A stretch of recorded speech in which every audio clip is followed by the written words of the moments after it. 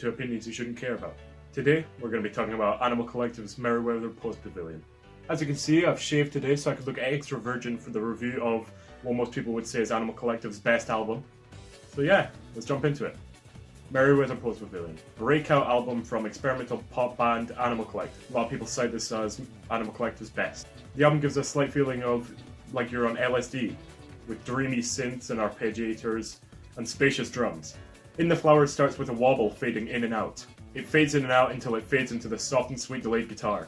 The guitar becomes the center stage of the track and is joined by the vocals, which are talking about being in a different state of reality / different state of mind. This continues with some claps and experimental noises until it bubbles over and explodes. The guitar being replaced by an arpeggiator, a key instrument in the whole album.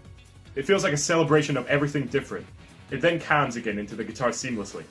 It's a very good door opener to the rest of the album, you could say. Then comes My Girls, the breakout single for the album. Which is a shame because My Girls features some of the album's blanded sounds. It isn't bad per se, it uses a lot of the instruments from the last track, but I can see why it's Animal Collective's most popular song. A simple diatonic arpeggiating loop that plays through the whole song. A basic hi-hat snare beat makes this song one of the most accessible on the album.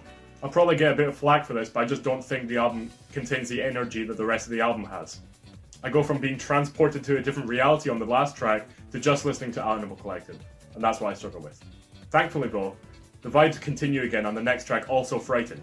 The start of the song feels like someone playing in a field of artificial flowers. It kind of reminds me of Subterranean Homestuck Alien by Radiohead. It doesn't really have any reason to because it doesn't sound like it at all. Nevertheless, I think it shares some concepts. Layered vocals and delayed chords to create the numb sound of the track. One thing I haven't mentioned about the album were the drums.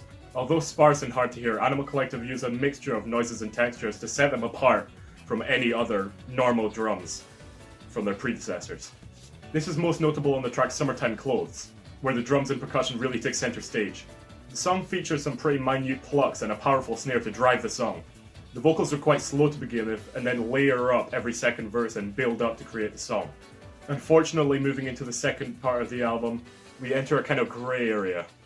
Starting with Daily Routine, I'm genuinely confused as to how this song made it onto the album. The first 3 minutes of the song bring this ear-screeching arpeggiator that brings nothing to the song and makes everything sound worse. It's very intrusive and ruins what was starting to sound like a semi-decent song. They throw it in at several points in the song with no rhythm or timekeeping.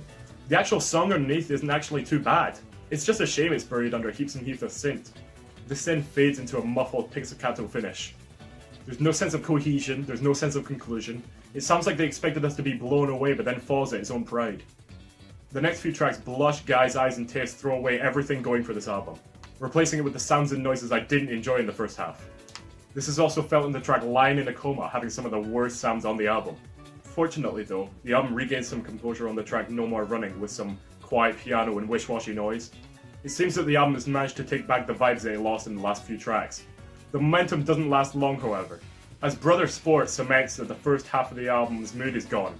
There's just too much going on in the track for me. Too much genre splicing, mix matching, ruins this song for me. It's a shame that the album had to end like this. In conclusion, Merriweather Post Pavilion starts off strong, but unfortunately falls into the category of good albums with second halves that are just not as good. If they hadn't been too big for their boots and stuck with the slow melodies and slow noises, this album could have ranked a lot higher for me. But unfortunately, it didn't. It's a 6.4 for me. Thanks for sticking to the end of the video. My next review will be about Talking Heads Remain in Light.